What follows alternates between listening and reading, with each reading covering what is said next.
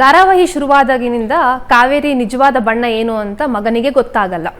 ಈಗ ಸಡನ್ ಆಗಿ ಮಗನಿಗೆ ಗೊತ್ತಾಗುವಂಥದ್ದು, ಜೊತೆಗೆ ಸಾಕಷ್ಟು ಪ್ರಶ್ನೆಗಳು ಹಾಗೆ ಉಳ್ಕೊಂಡಿದೆ. ಹೀಗಿರುವಾಗಲೇ ಧಾರಾವಾಹಿಯನ್ನ ಎಂಡ್ ಮಾಡುವಂತಹ ಪರಿಸ್ಥಿತಿ, ಏನ್ ಹೇಳ್ತೀರಾ?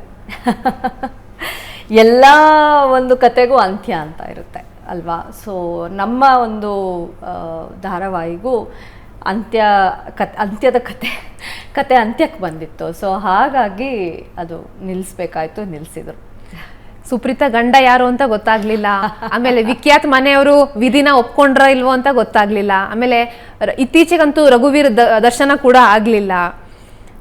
ಕೀರ್ತಿ ಮನೆ ಬಿಟ್ಟು ಹೋಗ್ತಾಳೆ, ಏನಾಗತ್ತೆ ಅಂತ ಗೊತ್ತಾಗಲ್ಲ ಮುಂದೆ.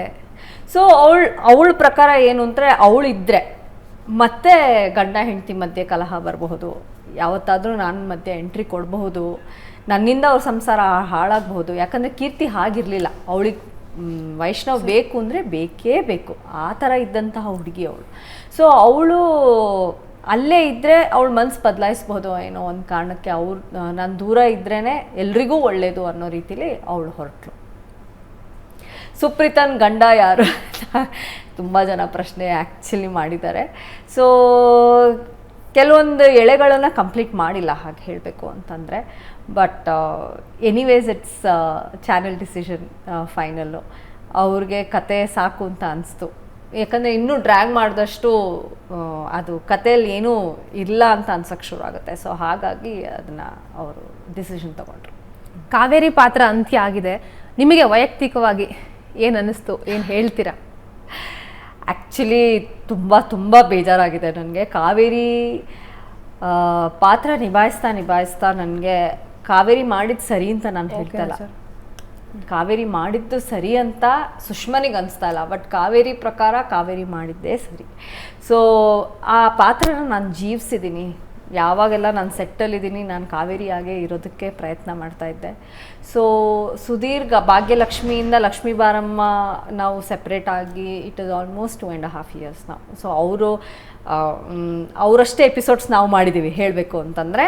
ಅವರೆಷ್ಟು ಎಪಿಸೋಡ್ಸ್ ಮಾಡಿದಾರೋ ಆಲ್ಮೋಸ್ಟ್ ನಾವು ಅಷ್ಟೇ ಎಪಿಸೋಡ್ಸ್ ಮಾಡಿದ್ದೀವಿ. ಬಟ್ ಲಕ್ಷ್ಮೀ ಬಾರಮ್ಮ ಸೆಪ್ರೇಟ್ ಆದಮೇಲೆ ಅಂತ ತಗೊಂಡ್ರೆ ಇಟ್ಸ್ 2 years some months ಆಗಿದೆ ಅಷ್ಟೇ.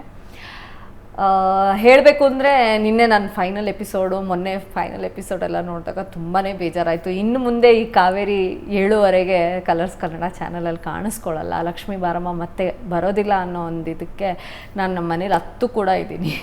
ಯಾಕಂದರೆ ದಿನ ಒಂದು ಶೂಟಿಂಗ್ಗೆ ನಾವು ಹೊರಡೋದು, ಆ ಪ್ರಾಸೆಸ್ಸು ಎಷ್ಟು ಚೆನ್ನಾಗಿತ್ತು ಅಂತ ಅಂದರೆ ಅದನ್ನು ಮರೆಯೋಕ್ಕಾಗಲ್ಲ.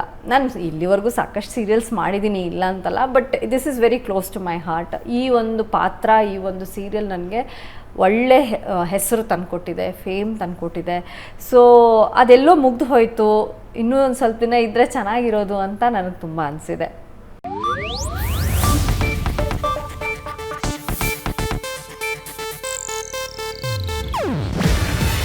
ಇದು ಏಷ್ಯಾನೆಟ್ ನ್ಯೂಸ್ ನೆಟ್ವರ್ಕ್ ಪ್ರಸ್ತುತಿ. ನೀವು ನೋಡ್ತಿದ್ದೀರಾ ಏಷ್ಯಾನೆಟ್ ಸುವರ್ಣ ನ್ಯೂಸ್.